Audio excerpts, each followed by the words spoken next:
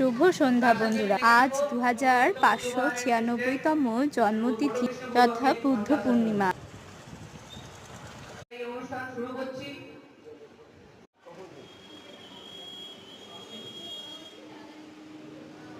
শুভ বুদ্ধ পূর্ণিমার অনেক শুভেচ্ছা জানাই আপনাদের সকলকে।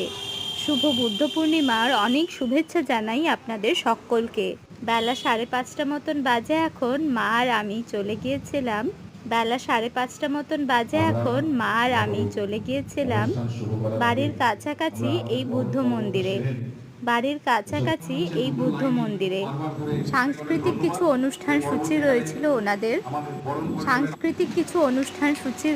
ওনাদের। অনুষ্ঠান হয়ে যাওয়ার